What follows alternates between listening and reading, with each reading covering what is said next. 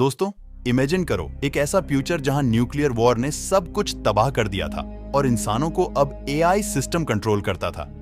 ऐसे में क्या इंसान रोबोट से लड़के इस धरती को दोबारा बसा पाएंगे? आइए देखते हैं।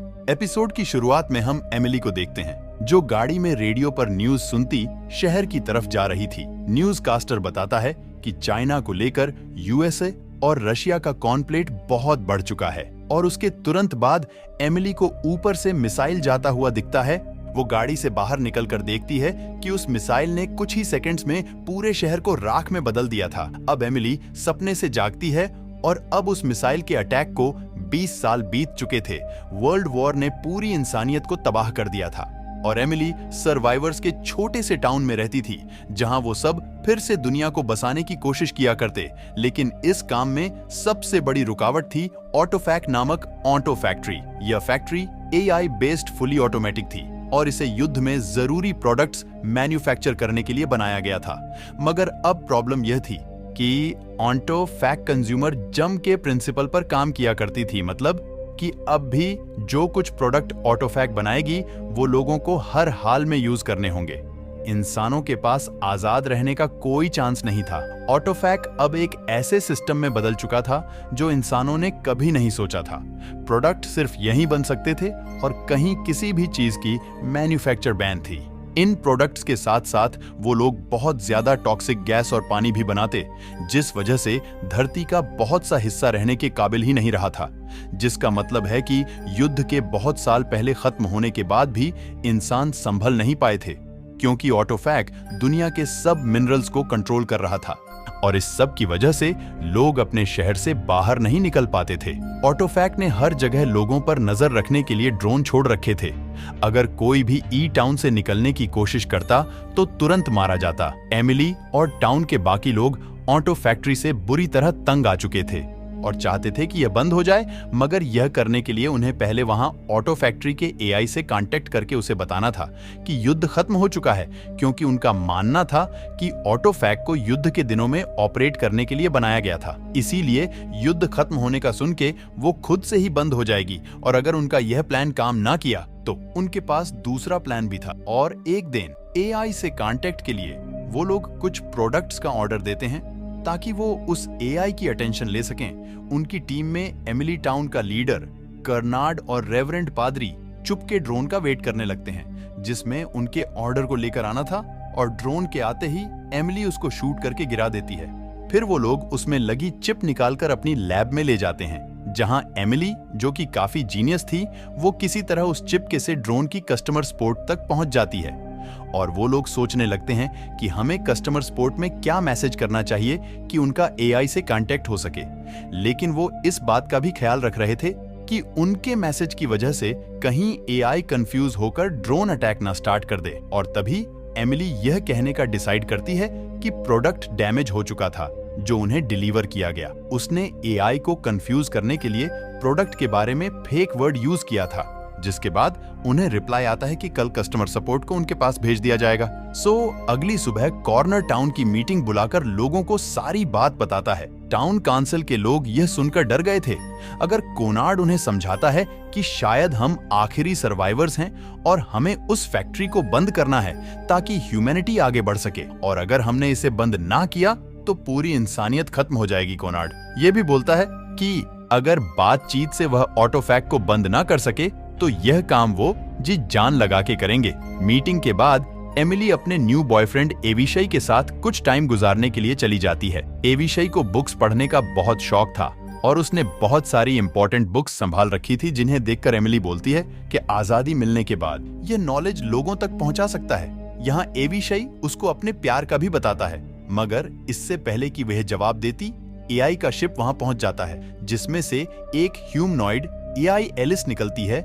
कर्नाड और पादरी उससे बात करते हैं तो वह बताती है कि कंप्लेन में यूज किए गए फेक वर्ड झूठे थे। वो यह भी बोलती है कि मैं जानती हूं कि हमारे भेजे गए प्रोडक्ट को आज तक किसी ने यूज नहीं किया, बल्कि उन्हें वेस्ट कर दिया जाता है। जिस पर कर्नाड कहता है कि फिर तुम सुअर हरामखोर एआई रोबोट प्रोडक्ट क्यों भेजते हो? एलिस बोलती है क्योंकि हमारा यही काम है।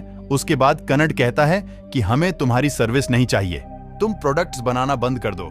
मगर एलिस जवाब देती है कि तुम्हें उन प्रोडक्ट्स को यूज करना चाहिए। बाहर खड़ी एमिली जब फील करती है कि एलिस से बात करने का कोई फायदा नहीं, तो वो उस पर टेजर यूज करती है, जिससे एलिस को शॉर्ट सर्किट हो जाने की वजह से गिर गई थी। जिसके बाद वह लोग उसे उठा के लैब में ले जाते हैं ताकि एमिली उसे रिप्रोग्राम कर सके कि एमिली ने एलिस का दिमाग अपने कंप्यूटर से कनेक्ट कर लिया था, जिससे उसे पता चलता है कि एलिस एक बहुत ही एडवांस एआई है और वह बिल्कुल इंसान जैसी है। वह इंसानों की तरह सोच सकती थी। उसके अंदर भी डर, लाइक्स और डिसलाइक्स की फीलिंगलेस प्रोग्राम पहले नहीं देखा था, सो कुछ भी करके एलिस को रिप्रोग्राम नहीं कर पा रही थी। वह एलिस का ब्रेन खोलकर भी देखती है, मगर उसे मैनिपुलेट करने का एमिली को कुछ समझ नहीं आता। उधर टाउन के लोग कॉर्नर से सवाल करने लगते हैं। उन्हें लगता था ऑनेटोफैक एब किलर ड्रोन भेजेगा अगर उन्होंने एलिस को ना छोड़ा, तो जिस पर कॉर्नर्ड कहता है कि खुद को आजाद कराने का यह उनके पास आखिरी मौका है, और वह उन्हें अपना दूसरा प्लान बताता है कि वह लोग एलिस को रिप्रोग्राम करके ऑनेटोफैक में जाएंगे ताकि उसे बम्स लगा के डिस्ट्रॉय कर दें। मगर बाकी सबको यह प्लान सही नहीं लगता। दूसरी तरफ एमिली बैठे बैठे सो जाती है और उसे सपना आता है कि उसने अपना हाथ काट लिया है। तभी कॉर्नर आके उसे उठाता है, तो एमिली उस एलिस के इंसानों जैसे दिमाग के बारे में बताती है। उसने नया प्रोग्राम भी इंस्टॉल कर लिया था, लेकिन एलिस के उठने के बाद ही पता चल सकता था कि ये वह काम कर रहा है या नहीं। देन कुछ ही देर में एलिस उठ गई थी। नया प्रोग्राम बिल्कुल काम नहीं कर रहा था, क्योंकि एलिस अब भी जानती थी कि वह कौन है और उसके साथ क्या हो रहा है। एमिली कॉर्नर्ड को वहां से चले जाने के लिए कहती है। एलिस का कहना था कि अगर मैं टाइम पर वापस ना गई तो ऑटोफैक्ट मुझे ढूंढने आएगा, इसलिए मुझे छोड़ दो। यह सुनकर एमिली को एहसास होता है कि उसके पास बहुत कम टाइम बचा है। एंड ऑफ ड्रोन की चिप निकालकर एलिस के कॉर्ड को उसे रिप्लेस करने की धमकी देती है, जिससे डर के एलिस उसकी हेल्प करने के लिए तैयार हो गई थी। देन एमिली बाहर जाकर कॉर्नर्ड और प्रीचर से झूठ बोलती है कि उसने एलिस को रिप्रोग्राम कर लिया है, क्योंकि वह उन्हें यह बता के डिसहार्ड नहीं करना चाहती थी कि मिशन फेल हो चुका है। देन वह लोग अपने न्यूक्लियर वेपन लेकर एलिस के साथ शिप में चले जाते हैं। रास्ते में वो लोग ऑनेटोफैक के ब्लूप्रिंट्स को समझने की कोशिश करते हैं। एलिस उन्हें सिक्योरिटी क्लियरेंस दिलाकर जायंट ऑनेटो फैक्ट्री के अंदर एलिवेटर तक ले जाती है, जिसके थ्रू वो लोग अब नीचे जा रहे थे। यहाँ फैक्ट्री में हर सेकंड हजारों प्रोडक्ट्स बन रहे होते हैं, जिन्हें ड्रोन ले जाकर कहीं डिलीवर करते। वो लोग नहीं जानते थे कि ये इतने सारे प्रोडक्ट्स आखिर जाते कहाँ हैं। लेकिन एक मिनट, आप लोग चैनल को सब्सक्राइब जरूर कर लें, इससे आपको भी अच्छा लगेगा और हमको भी। देन एमिली उन दोनों को वॉच देती है ताकि वो अपने अटैक का टाइम सेट कर लें। उन्हें 15 मिनट में न्यूक्लियर बॉम्ब लगा के फैक्ट्री से बाहर निकलना था और कोई गलती नहीं करनी थी। पहले बेसमेंट फ्लोर पर पहुंचकर पादरी बाहर जाकर सर्वर रूम ढूंढने लगता है। वह काफी नर्वस होकर हॉलवे में चल रहा था, मगर हम देखते हैं कि एक इनविजिबल एआई उसका पीछा कर रहा था। आवाज फील होने पर पादरी पीछे मुड़कर देखता है, मगर उसे कोई नहीं दिखता। वह डर कर भागने लगता है जहां उसे सर्वर रूम मिल गया था, मगर पास की के थ्रू अंदर जाने पर वह इनविजिबल एआई सामने आकर उसका सर काट के मार डालता है। मैन बाल बाकी ग्रुप दूसरे फ्लोर पर पहुंच गया था, जहां कॉर्नर उतर जाता है। वह उधर सर्वर रूम में से रखता है तो उसे कोई आवाज आती है, जिस पर उसने गन निकाल ली थी। एमिली और एलिस एलिवेटर में और नीचे जा रही थी, तो एमिली उससे पूछती है कि कोई भी एआई इंसानों के इतना सिमिलर कैसे हो सकता है, जिस पर एलिस बोलती है कि उसे ऑटोफैक के क्रिएटर की तरह मॉडल किया गया है, जो कि मर चुका था।